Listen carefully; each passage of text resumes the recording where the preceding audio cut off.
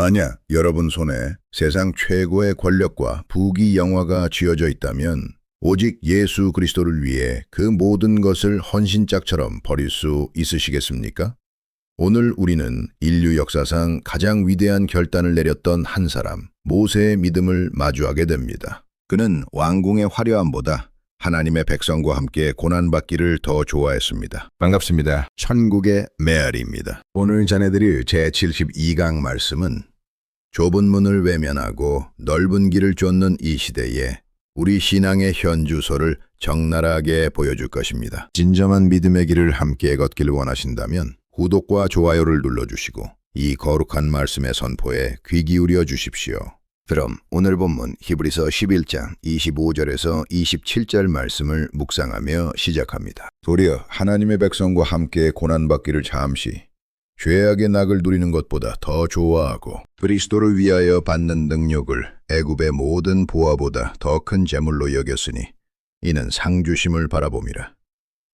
믿음으로 애굽을 떠나 임금의 노함을 무서워 아니하고 곧 보이지 아니하는 자를 보는 것 같이 하여 참았으며. 여기서 믿음으로 산 사람으로 소개되는 사람은 모세다. 그 사람은 그의 목적하심에서 뛰어난 인물이었다. 특별히 히브리 사람들을 대하는 그의 자세에서 그러하였다. 여러 가지 경우에서 그러한 사실이 드러난다. 첫째로 그의 인격에서 뛰어났다. 고대 세계에서 하나님의 섭리가 출생과 교육과 행동에 있어서 모세보다 더 나타난 사람이 없었다. 영성에 있어서도 세상에서 그보다 위대한 이름을 날린 사람이 드물다. 그의 행사와 지혜에 대한 기록과 그것들에 대한 평가는 이 땅에서 모든 족속들 가운데서 유명하다. 그럼에도 불구하고 이 사람은 믿음으로 말미암아 살았고 행동했고 자기의 모든 행사를 하였다. 둘째로 그의 위대한 사역에 있어서 탁월한 사람이었다. 그 위대한 사역이란 교회를 구속하시는 그리스도의 일을 모형적으로 그려주는 것이었다. 그 일 자체만으로도 위대한 일이었다. 그래서 하나님께서는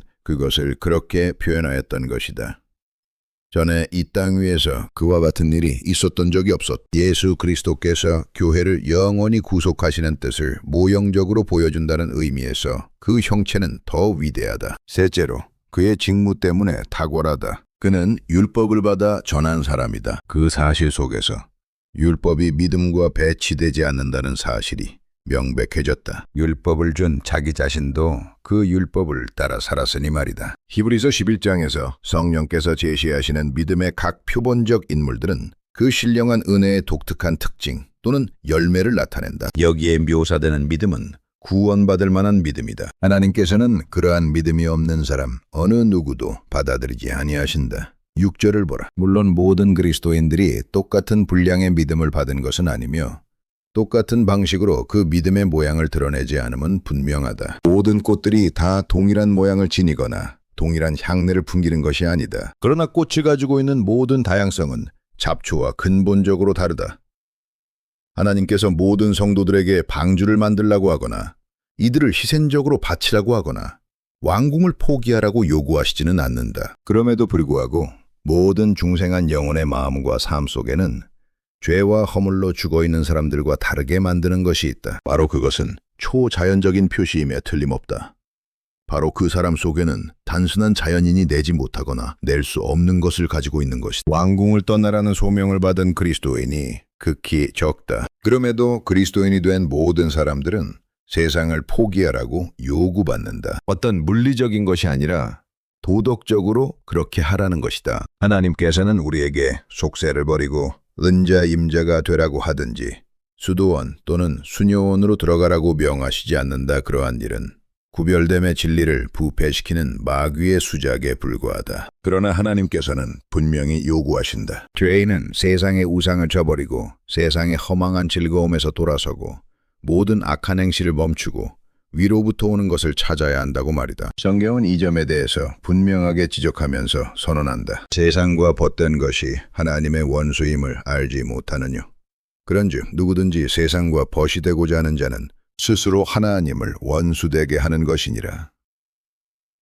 우리가 다루는 이 대목에서 모세가 윤곽적으로 시사해 주는 것도 멸망하는 세상을 진정한 마음으로 포기하고 하나님께 진정한 자리를 내주라는 것이다. 지난 강론에서 모세가 바로 궁전에서 자기가 차지한 귀인의 자리를 기꺼이 양보한 모습을 살펴보았다. 모세는 부유하시나 우리를 위해서 가난하게 되신 분을 본되게 모형적으로 나타낸 것이다. 그분은 하늘의 영광에서 내려와 구유에서 태어나셨다. 미엄의 의복을 벗으시고 종의 형체를 취하셨다. 이 책을 읽는 독자들이여, 하나님의 백성들은 그 그리스도의 형상을 본받도록 미리 정해졌다. 그리스도께서는 하나님의 백성들에게 본을 남기셨고 그의 발자취를 따르는 일이 아니고는 하늘나라로 가는 다른 길이 없다. 머리 되신 그분과 그의 신비로운 몸의 지체들 사이에는 사실적이고 실제적인 연합이 존재한다. 그 실제적 연합은 자기 희생을 내포하고 있다. 자기 희생의 정신이 내 마음을 다스리지 않는 한 나는 결코 그리스도인이 아니다. 하늘로 가는 길은 좁고 그리로 가는 입구는 협착하다. 그것을 찾는 이들이 매우 적다. 그 길이 좁고 육체의 성향과 다 반대가 되기 때문에 출발하기 전에 앉아서 다 비용을 계산하라고 그리스도께서 말씀하신 것이다. 그 비용은 은혜의 이적을 결코 체험하지 못한 사람들은 그 어느 누구라도 도저히 감당해낼 수 없는 비용이다. 왜냐하면 그 비용 속에는 오른손을 자르거나 오른눈을 뽑아버리는 일이 포함되어 있기 때문이다. 베드로 전서에서 의인이 겨우 구원을 얻으면, 간신히 구원을 얻으면 경건치 아니한 자와 죄인이 어디에 서리요? 라고 묻는 것은 바로 그 때문인 것이다. 모세처럼 그 비용을 선뜻 지불할 의향을 가진 사람은 소수에 불과하다. 기독교 나라들 속에서도 얼마나 많은 사람들이 에서와 같은가 또는 거라사 사람들과 같기도 하다.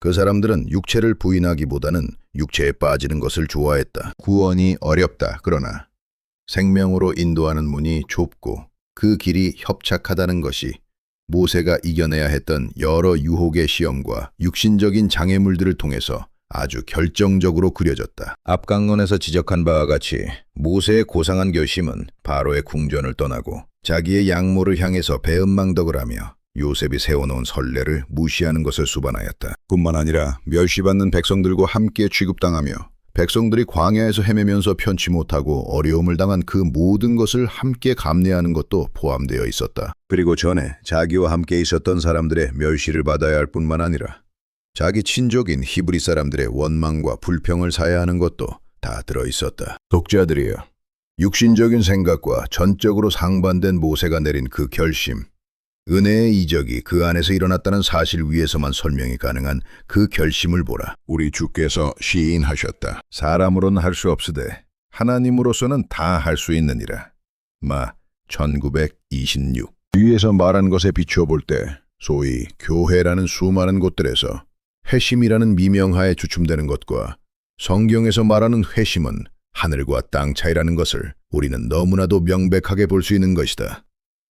진실로 구원받을 만한 참 회심은 근본적이고 혁명적인 체험이다. 그것은 건전한 한 신조를 취하는 것보다 훨씬 더한 것이다. 성경이 그리스도에 대해서 말하는 것을 믿고 어떤 종교적인 집회에 참여하는 것 이상이다. 그것은 사람의 존재의 뿌리에 영향을 미치는 것이어서 하나님의 요청에 자신을 지체 없이 복종시키게 하고 더 나아가서 하나님을 즐거워하며 하나님을 영화롭게 하려고 애쓰게 한다. 실현적으로 이러한 일은 세상과 완전한 절연을 가져온 이전까지의 사람의 방식과의 단절을 가져올 수밖에 없다. 다른 말로 해서 누구든지 그리스도 안에 있으면 새로운 피조물이라 이전 것은 지나갔으니 보라 새 것이 되었도다 하고이다. 믿음으로 모세는 장성하여 바로의 공주의 아들이라 칭함을 거절하고 모세의 고상한 행동을 정당하게 설명하는 것이 이 구절 속에 나타난 처음 두 낱말이다. 하나님께서 주신 믿음은 눈에 보이는 것이나 감각에 와닿는 것보다 훨씬 더 좋은 것에 사로잡히게 된다. 그러므로 그 믿음은 세상적인 위대함과 영의 허망함을 분명하게 분별해내는 것이다. 믿음은 하나님과 더불어 참전해야 한다. 생각이 하나님께 진실로 머물러 있을 때에는 세상의 부요와 즐거움이 매력을 가질 수 없다. 마음을 빼앗긴다는 것은 더더욱 있을 수 없는 일이다. 믿음은 위로부터 내리는 하나님의 인격적인 계시를 의존하고 그것을 순종한다. 왜냐하면 믿음은 들음에서 나며 들음은 그리스도의 말씀으로 말미암기 때문이다. 모세는 들었다, 믿었다. 그리고 하나님께로부터 들은 대로 행동했다. 도리어 하나님의 백성과 함께 고난받기를 잠시 죄악의 낙을 누리는 것보다 더 좋아하고 그렇다. 우리 각자는 생명과 죽음 그 어느 것 한 가지를 선택해야 한다신 301호. 죄와 거룩 중 어느 한 가지를, 또한 세상과 그리스도 중 하나님의 자녀들과 동행하든지 마귀의 자녀들과 친교를 갖든지 그 둘 중 하나를 선택해야 한다. 모세는 애굽을 등지고 이스라엘 편을 대표했을 때 자기는 애굽 사람들과 함께한 것보다 이스라엘 사람들과 함께하는 것이 더 좋음을 분명히 선언했으며, 하나님의 약속이 세상의 명성과 향락보다도 훨씬 은혜가 있음을 밝혔다. 그 당시에 아브라함의 자손들은 심히 낮은 사회적인 신분을 가지고 있었다. 그럼에도 불구하고 하나님께서 족장들에게 하신 약속이 폐해지지 않음을 알았다. 바로 그것이 믿음이다. 나의 각 나라에서 자기가 취할 수 있는 매력적인 전망을 기꺼이 포기하고 일부러 역경의 길을 더 좋아한 것, 그것이 바로 믿음이다. 하나님께로부터 들은 것이 그에게는 그처럼 컸고 위대하고 영광스러웠다. 그래서 이것과 저것을 사려 깊게 달아보고 영적 부요를 위해서 물질적 증대를 거절한 것이다. 바로의 딸의 아들로 칭함을 받는 것보다 아브라함의 한 자손으로 칭함받는 것이 훨씬 더 존귀하다고 생각했던 것이다. 그는 손안에 든 한 마리의 새가 숲속에 있는 두 마리의 새보다 더 가치 있으며, 현재의 기회를 잘 이용하는 것이 눈에 보이지 않는 미래에 마음을 쏟는 것보다 더 낫다는 생각이 들었을지 모른다. 그러나 영이 육체를 이겼, 진실하여 허물 없이 그리스도의 날까지 이르기 위하여. 빌 110. 선한 것을 분별할 수 있게 해달라고 기도할 필요가 얼마나 많은가. 주의 깊게 주목할 것이 있다. 모세는 히브리 사람들과 고난받기를 선택하였는데 그것은 그 백성들이 자기의 백성들이기 때문이어서가 아니라 하나님의 백성들이기 때문에 그렇게 하였다. 모세가 선택한 대상은 하나님이셨다. 자기의 조상들을 택하신 하나님, 은혜와 진리를 계시하신 하나님, 두려움 없이 당신 앞에서 행하라고 명령하셨던 하나님, 그들의 하나님이라 부르심 받기를 부끄러워 아니하셨던 하나님, 그 하나님께 모세는 어릴 때에 이미 드려졌던 것이다. 하나님의 백성들과 함께하는 것은 필연적으로 고난이 수반하는 것임을 주목하라. 그렇다. 하나님께서는 하나님 나라에 들어가려면 많은 환난을 겪어야 함 2402일 말씀하셨고, 그리스도 예수 안에서 영원하게 살고자 하는 자는 핍박을 받으리라고 선언하신다. 그러나 어째서 그래야 하는가?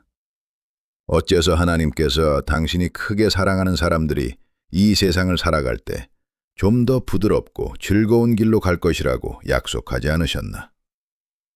위의 질문에 주어질 수 있는 많은 답변들 가운데 한두 가지를 함께 숙고해보자. 지상에서 하나님의 백성들의 보편적인 상태는 어렵고 많은 핍박과 반대를 받도록 정해놓으셨다. 첫째로, 그들로 하여금 신령한 일에 일심을 내도록 하기 위함이다. 하나님께서는 말씀 속에서 이렇게 이르신다. 이것이 너희의 쉴 곳이 아니니.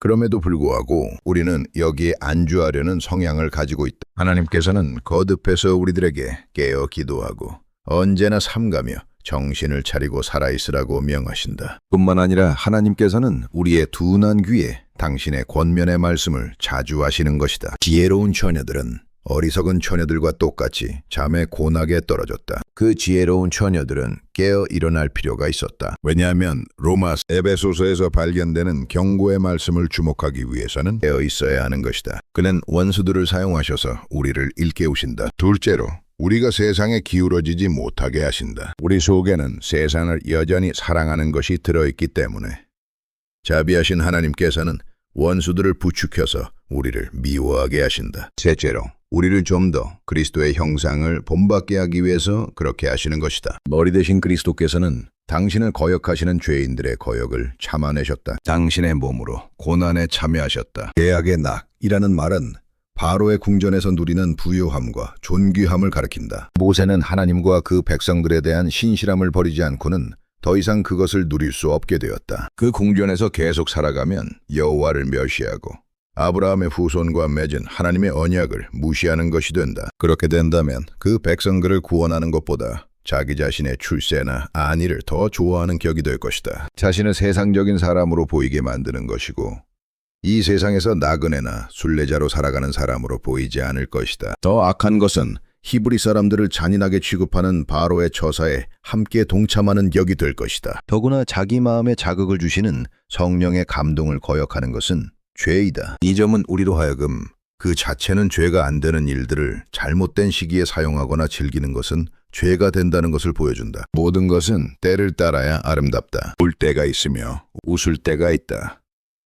우리가 방금 위에서 증명한 원리는 대단히 중요한 실제적인 원리이다. 물질이란 무절제하게 사용하면 덫이 된다. 하나님께서 우리로 하여금 이 세상에 속한 것들을 사용하도록 허락하셨다. 그러나 그것들을 남용하지는 못하게 하신다고 전 13일. 세상에 있는 잠시적인 것들이기 때문에 우리가 마땅한 의무를 감당하지 못하게 된다면 그것들은 저주가 되는 것이다. 성도의 교제를 하지 못하게 방해하는 모든 관계들을 단호히 거부해야 한다. 우리 형제가 고난을 받고 도움이 손길이 필요하다면 개인적으로 누리는 평안과 안위를 삼가해야 한다. 안타까운 일은 그리스도인이라 자부하는 많은 사람들이 삶의 사치를 계속 누리는 것을 하나님은 아신다. 수천의 사람들이 생활에 필요한 기본적인 것들마저 잃는데도 말이다. 참된 경건과 절연된 모든 것이 죄악의 낙이라는 낱말에 내포되어 있다. 이 세상에 사는 날 동안 필요한 긍휼을 주실 때에 하나님께 감사함으로 누려야 한다. 그러나 그리스도께서 우리에게 남기신 본을 힘되게 따른다는 인식을 도우는 한도 내에서만 그래야 한다. 그러나 많은 사람들이 영적인 일보다 육체에 속한 일 속에서 자기들의 행복을 추구하고 있다. 가산이 적어도 여호와를 경외하는 것이 크게 부하고 번뇌하는 것보다 나으니라. 그러나 그것을 믿는 사람들이 얼마나 적은가. 사랑하는 독자들이여, 죄악의 낙이 잠시뿐인 것을 주목하라. 정말 그 죄악의 낙이란 짧은 기간에 속한 것이다. 그 죄악의 낙은 신속한 회개를 통해서 끝내든지 아니면 신속한 파멸로 끝을 내는지 둘 중 하나여야 할 것이다. 시편 1601일에서 그 두 가지가 얼마나 복되게 대조되어 있는가. 주의 우편에는 영원한 즐거움이 있나이다. 내 마음이 바로 그러한 즐거움을 주목하고 있는가. 그렇다면 매일 그리로 인도하는 오직 유일한 길만을 찾아서 행하는 일을 최고의 관심거리로 삼아야 하는 것이다. 그리스도를 위하여 받는 능욕을 애굽의 모든 보화보다 더 큰 재물로 여겼으니 이는 상주심을 바라봄이라. 여기서 성령께서는 세상을 경멸하는 모세의 세 경우를 언급한다. 첫째는 세상의 존귀를 경멸했다. 세상의 즐거움을 경멸했다. 이제는 세상의 부요를 경멸하신다고 말씀하신다. 제 동사를 통해서 드러나는 바와 같이 모세의 결심이 점점 더 강조적이 되어가고 있음을 주목하라. 먼저 그는 거절했다. 더 이상 애국 공주의 양아들로 여겨지기를 원치 않았다. 둘째로 그는 더 좋아했다. 다시 말하면 멸시받고 고난받는 하나님의 백성들 중에 거하며 그들과 똑같은 취급을 받는 편을 일부러 택하였다는 말이다. 셋째로 그는 여겼다. 앞에 선택이 내포하고 있는 비난을 자기가 포기하고 기각시켜버린 그것보다 훨씬 더 귀한 것으로 평가했다. 11절에서 같은 헬라어가 판단하다로 번역되어 있다. 다시 말하면 모세는 성급하게 결론을 내린 것이 아니라 마음과 생각으로 깊이 숙고한 다음에 결론을 내렸음을 두 동사는 보여주는 것이다. 또 다른 경우가 여기 세 동사와 마가복음 428을 서로 대조하게 한다. 처음에는 싹이요, 다음에는 이삭이요, 그 다음에는 이삭의 충실한 곡식이라. 여기 26절은 24절과 25절에서 발견되는 것을 확대시켜 설명하는 것이다. 그리고 모세의 선택이 지성적인 것이었음과 그 선택을 촉구했던 영적 상태의 열정을 선포해준다. 그가 내린 결심은 억지로 마지못해 내린 것이 아니었다. 기쁨에 차서 기꺼운 마음으로 한 것이다. 히브리 사람들과 함께하는 것은 무거운 짐이라서 악한 일을 선하게 만들어야 하며 어려운 역경의 과정을 참고 견뎌내야 하는 것을 아는 정도만이 아니었다. 오히려 그는 기쁘게 그것을 더 좋게 여겼다.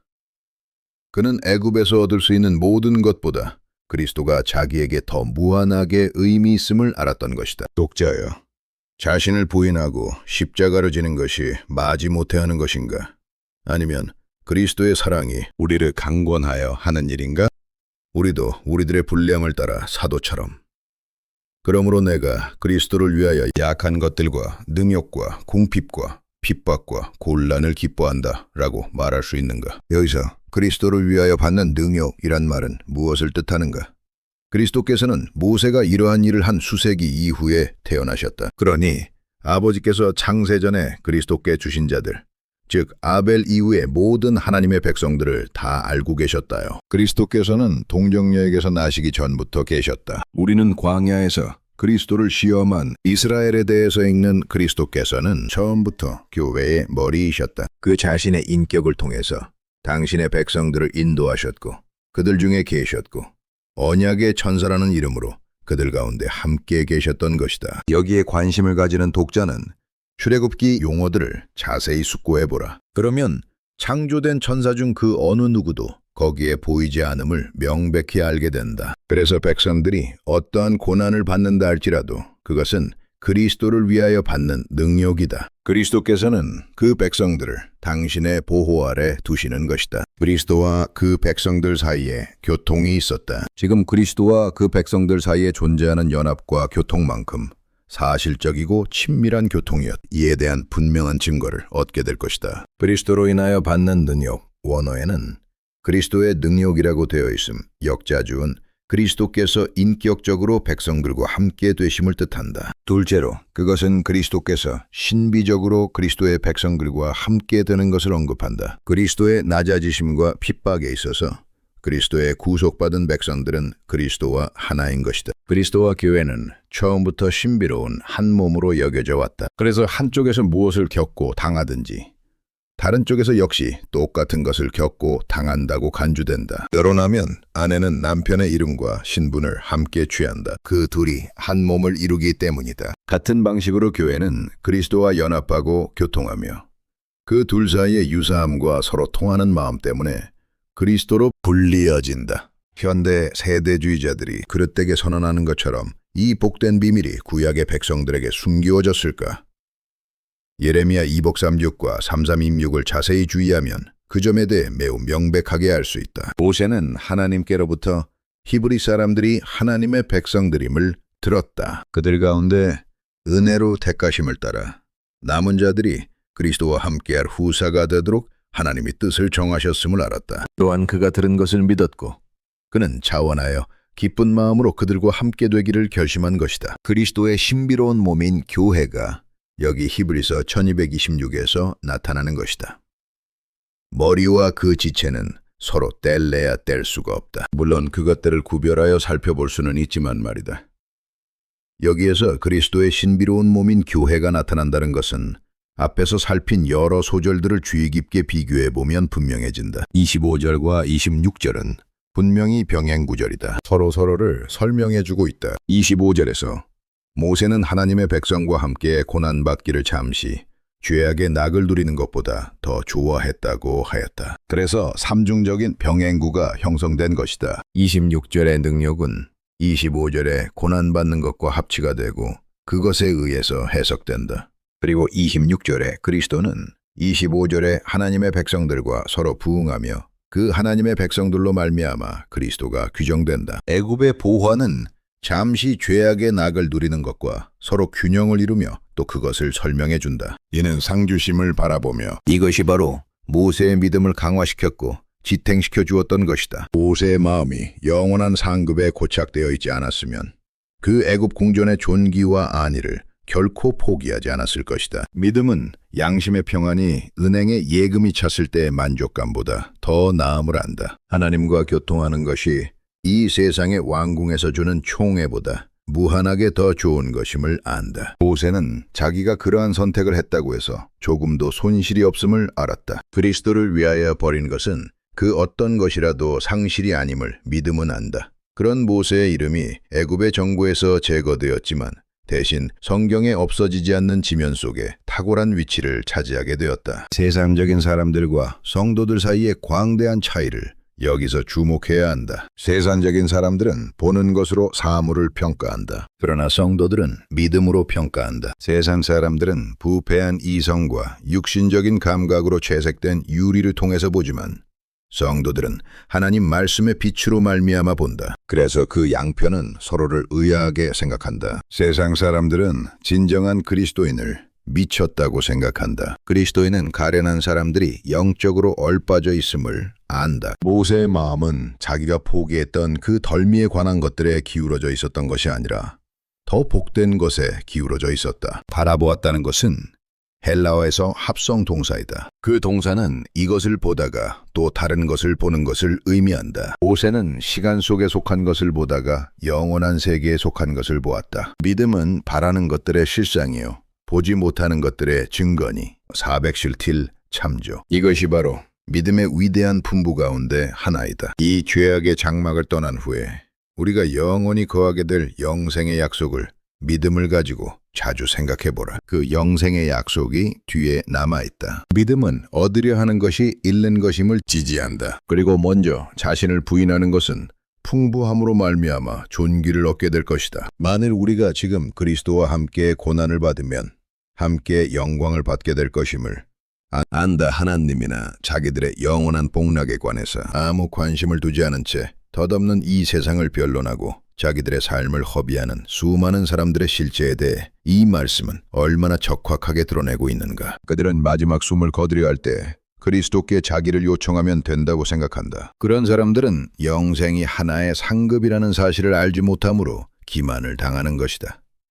누가복음 117장을 보라. 우리는 이 세상의 삶 속에서 경건하게 살고자 하는 수고를 해야 한다. 모세가 바라본 것은 여기서 상급의 보상이라고 불리어진다. 지금 그것이 하나님의 백성들에게는 하나님께서 충만하게 임재하는 것이다. 151. 또한 그것은 하나님께서 주시는 영원한 영광의 위대하고 최종적인 상급이다. 그 상은 하나님의 백성들이 받는 것인데 그들이 고난을 당하는 데 대한 보상으로 받는다. 구약의 백성들이 오늘 우리가 받는 것보다 구속받는 백성들의 장래 상태에 대해서 훨씬 더 분명한 이해를 가지고 있음을 증거하는 신약의 구절이 바로 여기에 있는 것이다. 선행에 대한 상급을 알아보려면 히브리서 6장 9절을 보라.